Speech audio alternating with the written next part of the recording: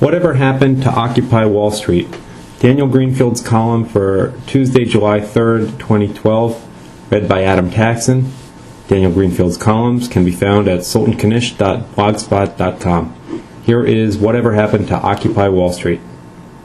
Yesterday, I took a walk down to the oldest part of New York City, where the Dutch landed and planted their flag near the current location of the Staten Island Ferry, where George Washington stood his officers' rounds at Francis Tavern, now filled with Wall Street types, and where a bunch of smelly hippies, stirred by an anti-Semitic Canadian magazine, decided to squat a public park in order to make a statement about their own need for attention.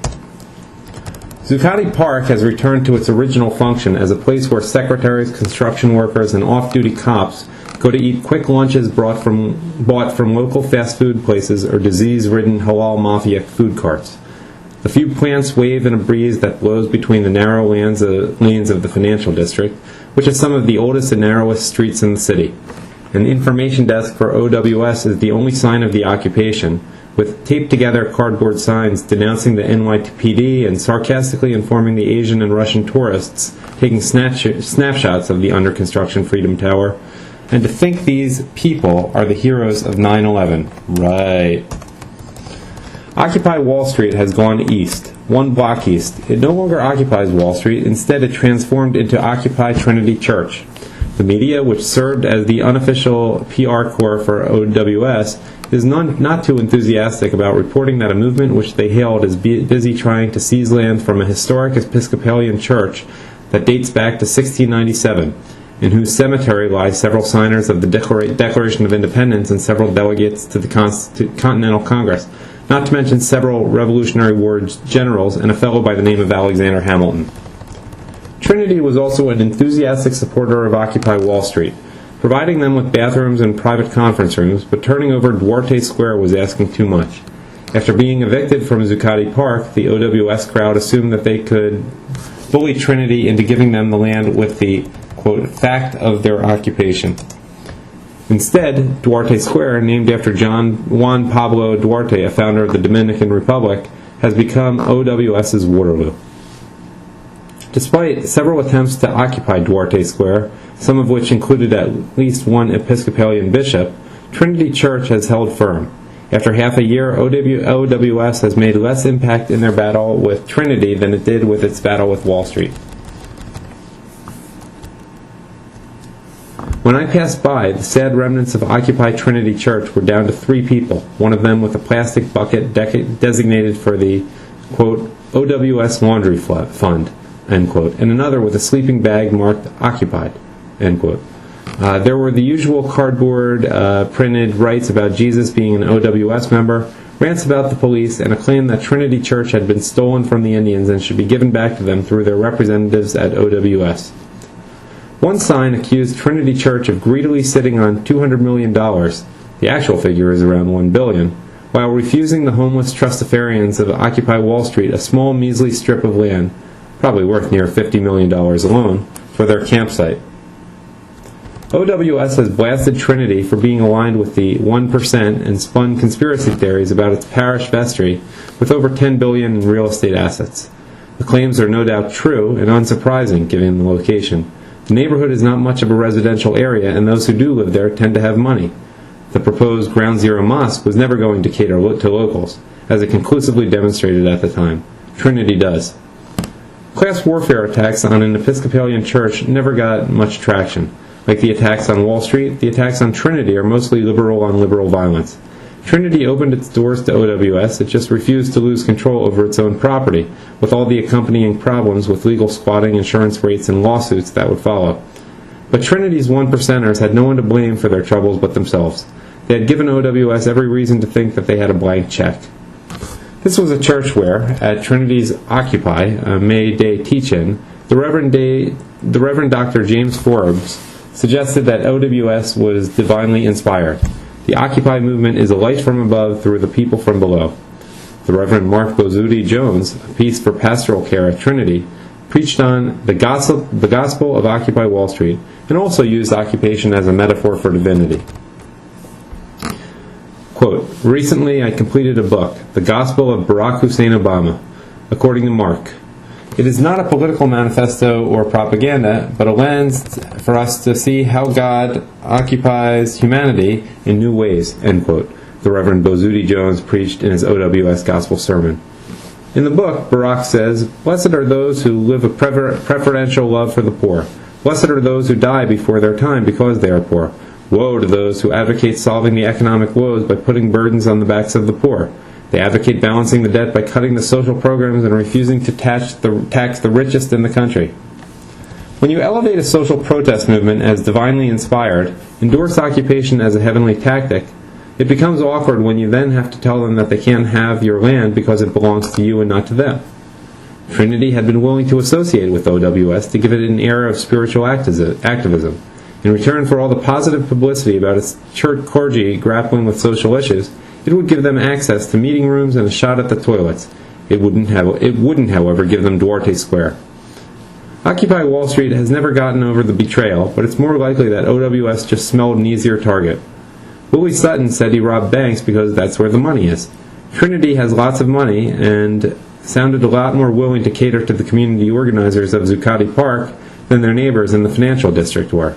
Left-wing groups are expert shakedown artists, and the hunger strikes and assaults on Duarte Square were intended to shake down some of that $1 billion under the threat of negative publicity. But if Trinity sent along any money, it wasn't visible in the OWS laundry bucket, which seems to have just about enough money to run a few dirty t-shirts through the wash.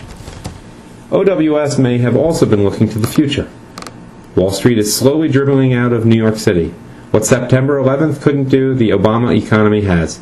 The gospel of Barack Hussein Obama means massive unemployment and low confidence in the economy, but the gospel of Michael Bloomberg means more regulations and higher taxes to pay for art displays, such as the giant ketchup bottle parked in City Hall Park, and funds the massive bureaucracy that takes care of half the city.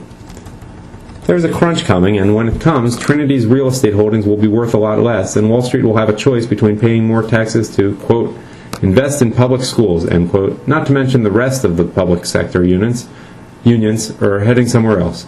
So will the fading publishing industry and the remnants of the fashion world, who have drawn most of the bright young things who buy up million-dollar condos and pride themselves on experiencing a diversity that is only livable thanks to the stop-and-frisk pigs of the NYPD. Despite his antics, Bloomberg has been a moderately competent steward of Giuliani's legacy. When he leaves office, the odds are good that he will be replaced by another declined Democrat. And then it's only a matter of time before the NYPD is in handcuffs, the businesses are gone, and the bright young things are fleeing their newly gentrified neighborhoods while relearning why their grandpas and grandmas fled the Bronx and East New York like it was the Pale of Settlement or the Great Famine. Continuing down, past the sad tattered remnants of Occupy Trinity, Broadway unwinds itself down to the river where the Dutch once planted their flag for a while, where the gun batteries of Fort Amsterdam tried and failed to hold off the English, and down to Bowling Green Park, the first official park in the city, dating back to 1686, where the rebellious colonists pulled down a statue of King George and melted him down for ammunition.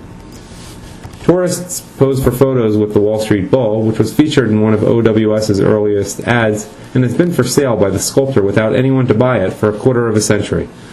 A man with a giant snake draped around him offers them a chance to get a photo taken with the snake. Another man dressed as a giant Statue of Liberty parades around, also offering his own 8-foot-tall photo op. At the edge of the water you can see Newark, once a powerhouse city, now a local version of Detroit. What separates Newark from New York, besides the Hudson River and several letters, is Wall Street and a handful of relic industries like magazine publishing with a limited future. The lavish redesign of the western riverfront of Manhattan Island, a golf course with a lit waterfall and a volleyball court alongside a pier offering free kayak lessons under the shadow of the sparkling new condos of Battery Park, constructed on land excavated from the World Trade Center construction and thrown into the river, all depends on keeping the brokers and traders, the publishers and designers, the future titans of some e-industry, and the fashion models who will one day snort coke in Parisian fitting rooms in the city. These lavish playgrounds, not far from OWS's stomping grounds, or from the meatpacking district where beefy men in blood-stained aprons used to lug entire cows across sawdust-strewn streets that have been turned into upscale boutiques, depend on a fragile mirage of New York City as a place with a future, an exciting place where something is always happening. That illusion was crafted by Hollywood movies, which turn every block into a crime scene or an alien invasion, and it's sustained by events, whether it's planting a giant ketchup bottle on the City Hall Park lawn or occupying a public park for an indefinite period. All of New York City is street theater in one form or another, but if the industries that actually pay into the economy, that makes the public sector union infrastructure possible, leave, then the illusion will vanish. The bright young things will flee, and one day Carnegie Hall and Rockefeller Center will look like the sad photos of neglected landmarks in Newark.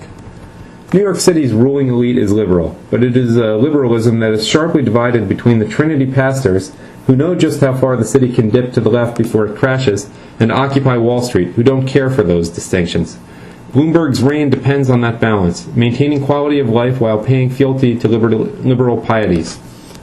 On the river, which flows both ways, a dirty barge spewing fumes tows a load of garbage marked for recycling.